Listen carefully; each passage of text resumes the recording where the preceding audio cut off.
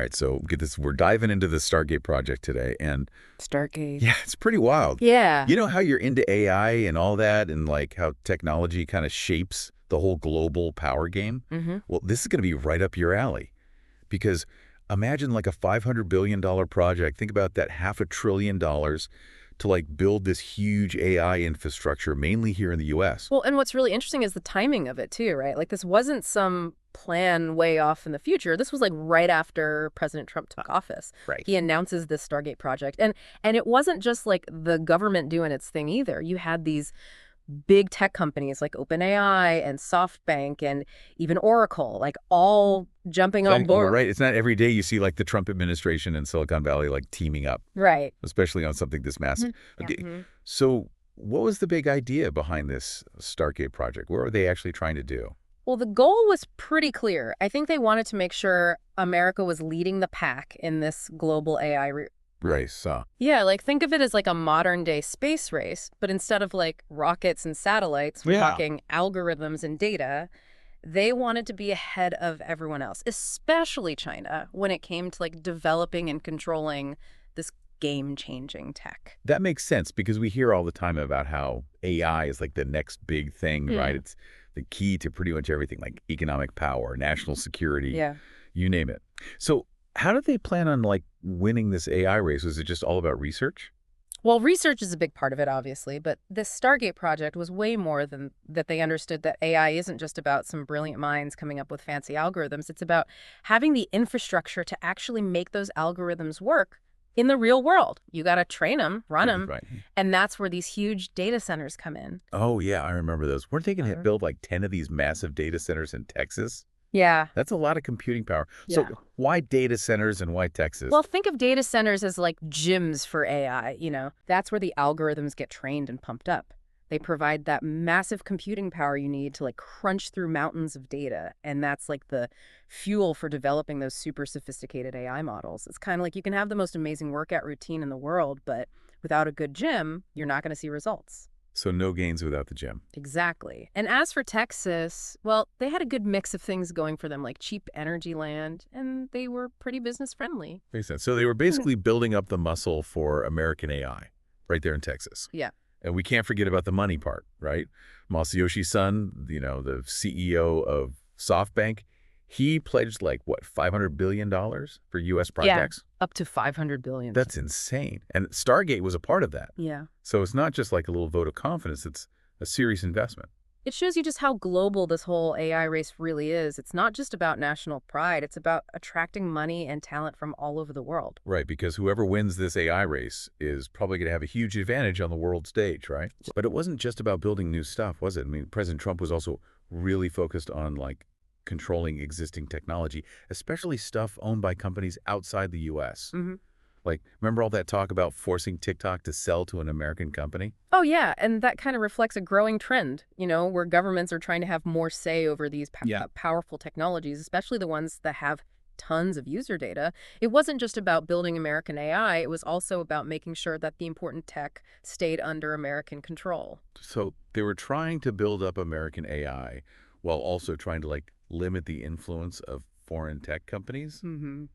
That sounds kind of tricky. Yeah, it's a delicate balance for sure. And to make things even more interesting, you had both the Trump and then the Biden administrations both putting limits on exporting AI stuff to China. It's interesting, right? Because even though those two administrations were pretty different, they both agreed on how important it was to keep certain technology out of the hands of their rivals. So basically, it seems like there was this shift in how the government sees big tech, right? Instead of being seen as like a threat or something, Right. they're now seen as like key players in achieving national goals. Absolutely. I think that's a really important point because what we're seeing now is that the government and big tech are kind of on the same side when it comes to AI. They're both in this race together. So we've got this big vision of American AI dominance data centers popping up all over Texas, foreign money pouring in, and now the government and Silicon Valley are like best buds. Yeah, It sounds kind of like something out of a sci-fi movie. it does, doesn't it?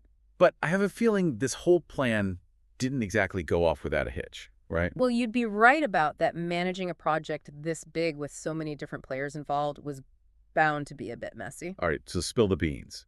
What happened to the Stargate project? Did it just collapse under its own weight?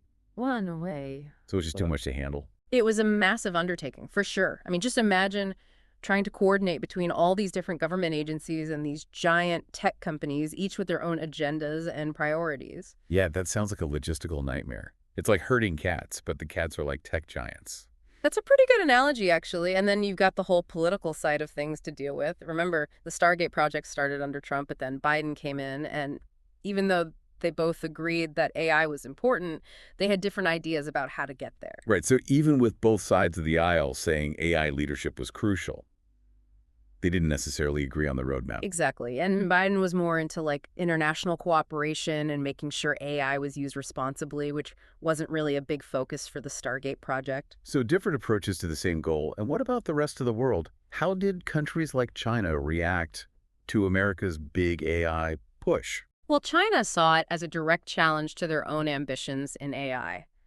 They basically doubled down on their own investments in AI research and infrastructure. They wanted to close the gap with the US and maybe even overtake them in some areas.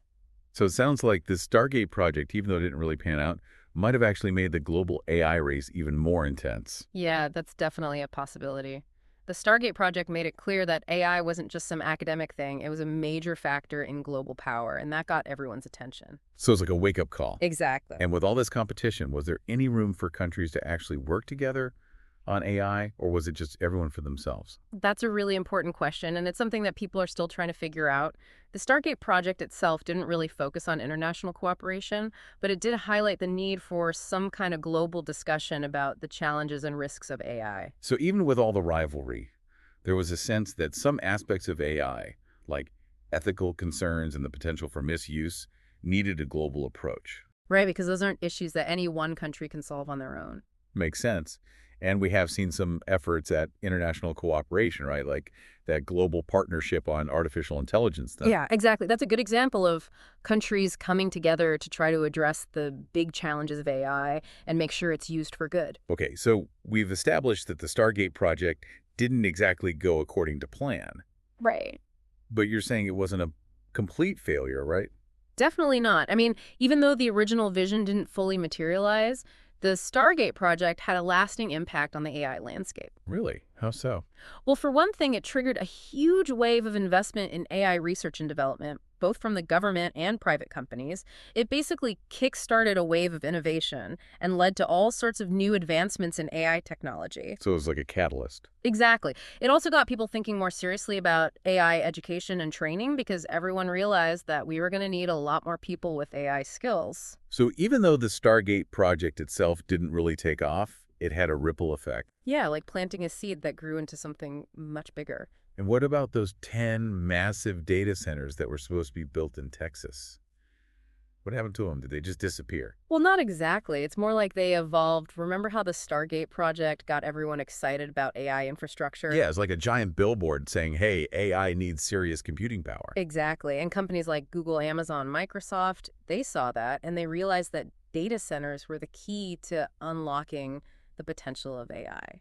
So instead of 10 Stargate data centers, we got a whole bunch of data centers built by these tech giants. Right. They basically took the idea and ran with it. So it's like the Stargate project planted a seed, and instead of getting one giant tree, we got a whole forest. I like that analogy. It really captures the impact of the Stargate project. Even though it didn't play out exactly as planned, it changed the course of the entire AI industry. That's pretty amazing. Yeah.